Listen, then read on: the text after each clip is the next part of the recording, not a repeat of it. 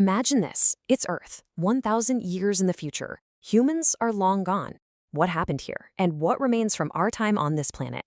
Well, today in this explainer, we're diving into a massive thought experiment to answer exactly that. If all humans vanished, how long would it actually be until Earth erased every trace of us? It's day one after every single human on Earth has just disappeared.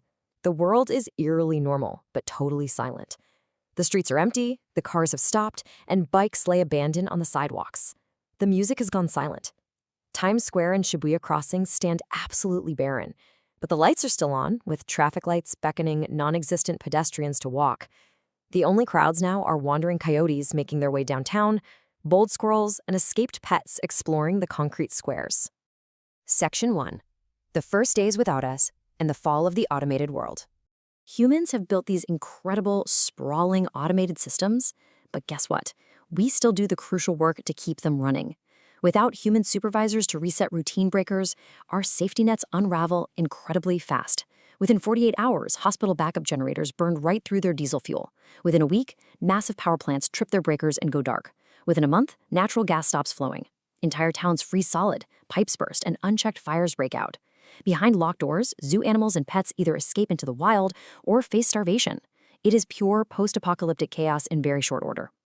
Now, there's an exception for cities running on renewables, right? Solar panels keep catching photons, wind turbines keep spinning. But here's the catch. Even these complex, green energy grids have fail-safes and breakers that absolutely require human monitoring. Without our constant direction, they inevitably shut down one by one. Within a year, every single urban center on Earth goes entirely dark, cold, and silent. So, part 2. How did we vanish? And how do we leave behind a pristine museum? Before we jump way forward in time, we have to ask, what could wipe us out but leave our cities perfectly intact? An asteroid or a nuclear war? Well, that causes mass physical destruction, obliterating our infrastructure. But a rogue bioengineered superbug, or maybe tiny, self-replicating Terminator nanobots, would literally just vanish us. It would leave behind a perfect, pristine museum of human achievement, with every building standing exactly as we left it. Moving to Section 3. Nature reclaims the cities as the elements take over. With us gone, nature heals aggressively. It starts invisibly. First, window seals and gaskets dry out and fray. Then, water creeps in, bringing mold that rots out the drywall. Once moisture takes hold, step 3 is the real killer. The steel rebar inside our modern walls rusts, expands, and completely shatters the surrounding concrete from the inside out. Because of this chain reaction, massive towers slump and collapse in under 50 years. Which brings us to the fall of human engineering and the epic battle of steel versus stone. As we pass the 1st century mark, we see a huge divide in what actually survives. All those beautiful, shiny glass and steel monoliths we built, they rust, shatter, and crumple into piles of rubble surprisingly fast. But ancient structures, things built in the old ways with heavy stone and masonry, like the Pantheon in Rome with its self-healing concrete, those hold out for millennia. But time is undefeated. Eventually, give it 1,000 years, and even the Statue of Liberty and the mightiest stone domes are going to crack and shatter into the dust. The grand city skylines we know today will be totally, completely gone. Let's look at what survives the millennia. Welcome to the buried world.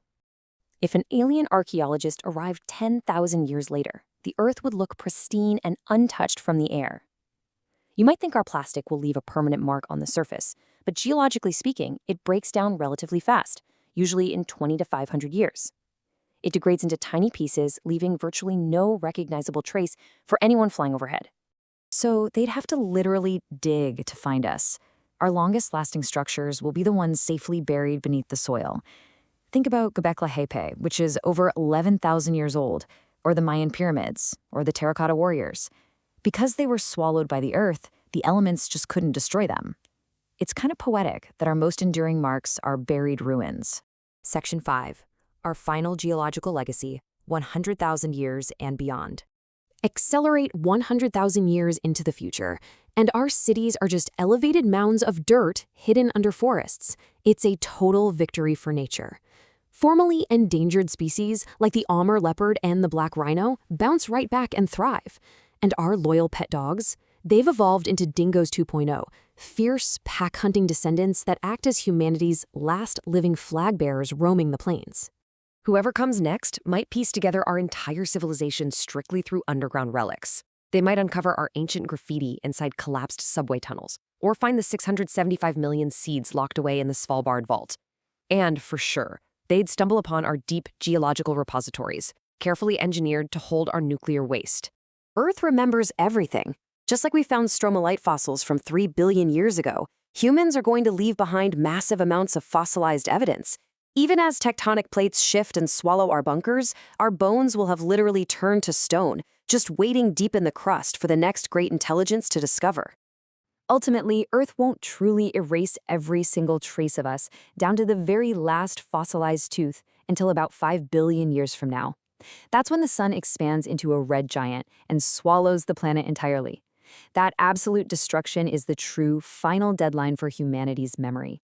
So, as we wrap up this explainer, I want to leave you with this to ponder. When the sun finally expands, what will your footprint say about the human era? We might build with glass and steel, but the Earth remembers in stone, in fossils, and in the resilient life we leave behind. Keep exploring, keep questioning, and I'll see you in our next explainer.